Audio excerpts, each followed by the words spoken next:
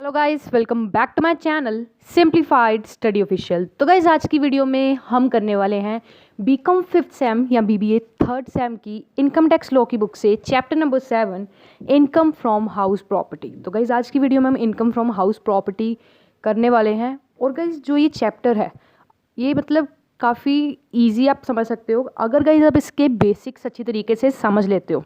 But guys अगर आप इस चैप्टर के आपको बेसिक समझ नहीं आए ना तो ये गाइस चैप्टर आपको समझ नहीं आने वाला। तो वीडियो को बिना स्किप किए पूरा देखना, ठीक है। एंड इनकम टैक्स लॉ की फुल प्लेलिस्ट का लिंक गाइस मैं आपको डिस्क्रिप्शन में दे दूंगी, जिसमें सारे चैप्टर सारे टॉपिक्स आपको मिल जाएंगे। So guys without wasting our time let's start the video. अब गाइस इस चैप्टर के नेम से आपको पता चल गया होगा कि हम इसमें इनकम निकालने वाले हैं किसी हाउस प्रॉपर्टी की, ठीक है। मतलब चाहे हमने उसे लीज किया हो या रेंटेड आउट किया हो, ठीक है। अब गाइस यहाँ पे 3 चीज़ें होती हैं। पहला होता है लेट आउट, दूसरा होता है सेल्फ ऑक्यूपाइड, थर्ड होता है ओन बिजनेस। लेट आउट का मतलब है आपने प्रॉपर्टी जो है वो रेंट कर दी है। अब गाइस जो हम बात करने वाले हैं इनकम फ्रॉम हाउस प्रॉपर्टी में, जो आपकी हाउस प्रॉपर्टी है वो आपकी होनी चाहिए। मतलब अगर हमारी होगी तभी हम उससे कुछ अर्न करेंगे, है ना। मतलब जो हाउस प्रॉपर्टी है उसके आप क्या होने चाहिए, ओनर होने चाहिए, ठीक है। अब जो आपकी हाउस प्रॉपर्टी है वो कुछ इस तरीके से आपकी आएगी ARV minus standard deduction under section 24, ठीक है। ARV क्या है आपका एनुअल रेंटल वैल्यू, कि कितनी आपको एनुअल रेंट आया है उस प्रॉपर्टी से, ठीक है। अब गाइस जो टैक्स आप पे करोगे, जैसे हम अब इन क्वेश्चंस में निकालेंगे हम इनकम जो हम हाउस प्रॉपर्टी से मिली है, तो टैक्स कौन पे करेगा, ओनर पे करेगा, ठीक है, जो जिसे रेंट मिल रहा है, ठीक है। ये बात क्लियर हो गई आपको। अब गाइस इस चैप्टर में हम बेसिकली लेट आउट के क्वेश्चंस करेंगे, ठीक है। लेट आउट मतलब जो हम रेंटल प्रॉपर्टी है उसके क्वेश्चंस करने वाले हैं। सेल्फ ऑक्यूपाइड में जो है आपकी, अगर मान लो आप अपने घर में रह रहे हो, क्या आप रेंट दे रहे हो किसी को, नहीं दे रहे ना, आप खुद को रेंट दे रहे हो, ऐसा तो नहीं होता ना। अगर आपकी जो स्पेस है सेल्फ ऑक्यूपाइड, आपका जो हाउस है वो सेल्फ ऑक्यूपाइड है, खुद ही वहाँ पे रह रहे हो, तो वहाँ पे जो टैक्सेबल वैल्यू है या ARV मतलब एनुअल रेंटल वैल्यू वो कितनी होगी, आपकी निल होने वाली है, ठीक है गाइस। नेक्स्ट है guys assumption income from house properties. अब गाइस कुछ एक्सेप्शंस होती हैं, ठीक है। कुछ एक्सेप्टेड इनकम्स होती हैं आपकी जिसको हम हाउस प्रॉपर्टी में नहीं लेते हैं। पहली है agriculture house property. Guys agriculture land हो चाहे एग्रीकल्चर हाउस की प्रॉपर्टी हो, वो फुली एग्जम्प्टेड होती है, ठीक है, अगर हम हाउस प्रॉपर्टी के इनकम को कैलकुलेट कर रहे हैं। नेक्स्ट है house property held for charitable purpose. कोई चैरिटेबल पर्पस के लिए कोई आपकी प्रॉपर्टी है, ठीक है, या फिर मान लो आपने कोई शॉप रेंट पे दी है जिसे कोई टेम्पल क्या कर रहा है, ओन कर रहा है, तो वो वहाँ पे जो आपकी वैल्यू है ARV की वो क्या होगी, फुली एग्जेम्प्टेड होगी, ठीक है। नेक्स्ट है सेल्फ ऑक्यूपाइडेड बट वैकेंट हाउस। मान लो आपका एक घर है, आपने 1 फरवरी को अपना घर बनाया, अब आपका घर आपका है, सेल्फ ऑक्यूपाइड आपका ही है, बट वो कुछ महीने से वेकेंट है, वेकेंट मतलब खाली है, तो उस केस में भी जो आपकी इनकम है हाउस प्रॉपर्टी की वो क्या होगी, एग्जेम्प्टेड होगी, ठीक है। नेक्स्ट है house used for own business और प्रोफेशन। आपका ही घर है, ठीक है, आप अपने बिजनेस के लिए यूज़ कर रहे हो। मान लो आपका ही घर है, आपने वहाँ पे करियाने की शॉप खोल दी, ठीक है, आपने वहाँ पे ग्रोसरी की शॉप खोल दी या आपने टेलर की शॉप खोल दी, ठीक है, अपना ही बिजनेस अपनी बिल्डिंग में कर रहे हो, तो वहाँ पे भी आपकी जो इनकम है हाउस प्रॉपर्टी से वो क्या होगी, फुली एग्जेम्प्टेड होगी। नेक्स्ट है income from house property held by following exempted. मतलब इनमें से पॉइंट्स देखते हैं।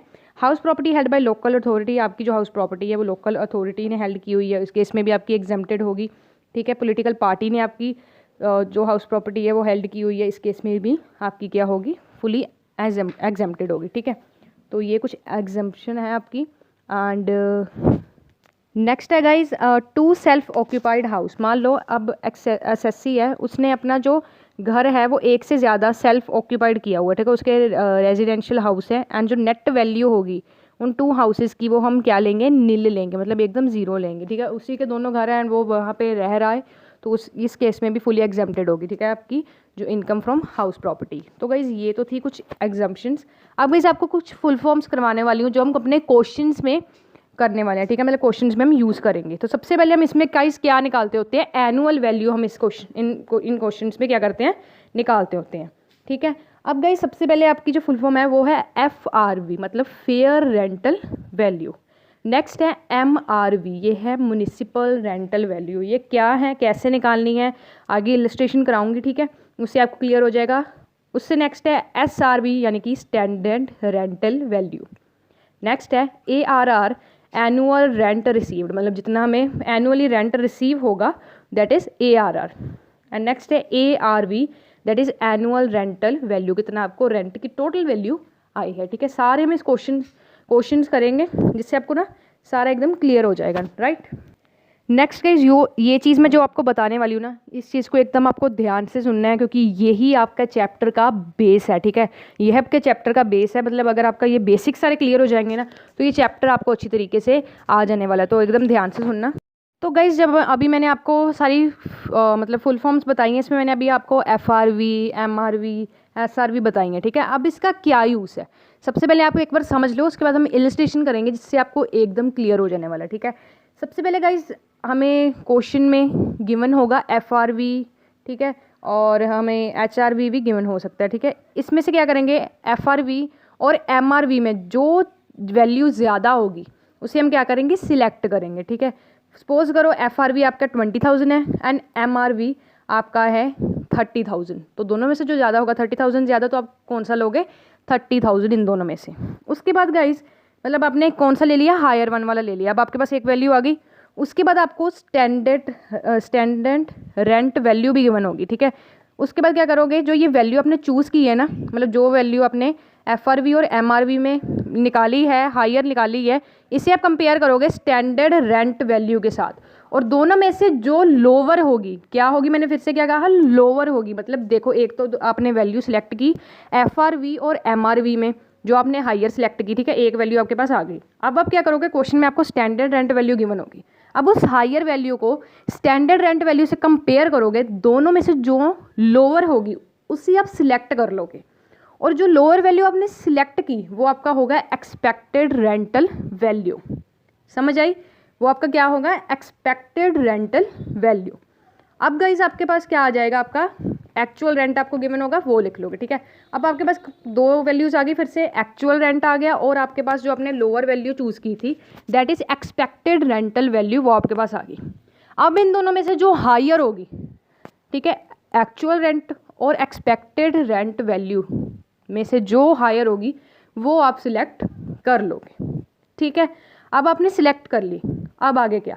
अब गाइज एक और पॉइंट सुनो ध्यान से, मान लो गाइज अगर आपने अपना हाउस बनाया है, अब देखो ज़रूरी नहीं है हमारा फाइनेंशियल ईयर मतलब 1 अप्रैल को ही हमारा घर बन जाएगा, ज़रूरी तो नहीं है ना। सपोज करो गाइज हमारा जो घर है मतलब हाउस है वो रेडी हो गया है 1/7/2022 को। ठीक है, मतलब हमारा घर 1 जुलाई 2022 को रेडी हो गया है। ठीक है, बट गाइज वो रेंट पे कब चढ़ा है, 1 सितंबर को चढ़ा। ठीक है, मतलब 1/7/2022 को रेडी हो गया था, और 1/9/2022 को ये क्या हुआ है, रेंट पे चढ़ा है। तो कितने मंथ ये खाली रहा, 2 मंथ्स, मतलब 2 मंथ्स ये क्या रहा, वैकेंट रहा। अब सपोज करो आपका एक्चुअल रेंट है 24,000। ठीक है, कितना रेंट है गाइज आपका, 24,000, और 1 महीने का आपका रेंट है 2,000। ठीक है, अब कितने महीने आपका जो रेंट मतलब आपका जो घर था वो वैकेंट रहा, 2 महीने, मतलब 2,000 × 2 करोगे तो कितना आ जाएगा, 4,000, और उस एक्चुअल रेंट यानी कि 24,000 में आप 2,000 को लेस कर दोगे। बात समझ आ रही है, मतलब टोटल आपका 1 साल का रेंट था 24,000, 24,000 आपका 1 साल का रेंट था, जिसमें से 2 महीने आपका जो घर था वो खाली रहा। ठीक है, 2 महीने आपका घर खाली रहा, 1 महीने का रेंट था 2,000, 2,000 को 2 से किया तो कितना आया, 4,000, और उस 24,000 में आप 4,000 को क्या कर दोगे, माइनस कर दोगे, और आपका जो एक्चुअल रेंट है वो कहाँ पे आ जाएगा, मतलब कितना आ जाएगा, 20,000, 24,000 माइनस 4,000 इज इक्वल टू 20,000।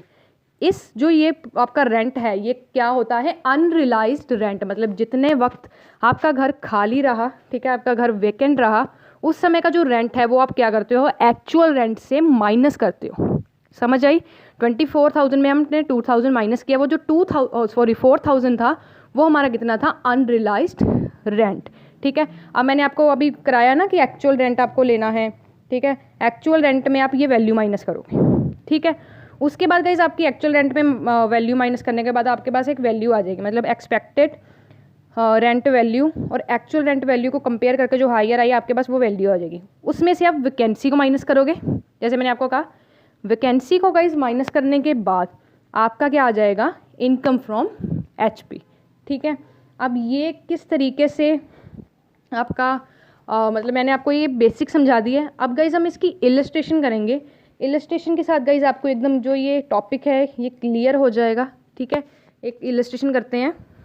तो गाइज हम करने वाले हैं इलस्ट्रेशन नंबर 1। सबसे पहले इसको एक बार पढ़ लेते हैं। Mister S has constructed A building at Delhi consisting of 40 flat. मतलब मिस्टर एस ने एक बिल्डिंग कंस्ट्रक्ट की है जिसमें 40 फ्लैट है। Each is let out 1000 per month. Let out का मतलब मैंने आपको वीडियो के स्टार्ट में क्या कहा था, रेंट पे कर दिया, ठीक है। रेंट पे दे दिया है, 1000 पर मंथ आ रहा है। The municipal authority has fix the rental value of property as ₹4,50,000 per annum. Municipal authority ने फिक्स रेंट कर दिया है इस प्रॉपर्टी का 4,50,000 पर एनम का।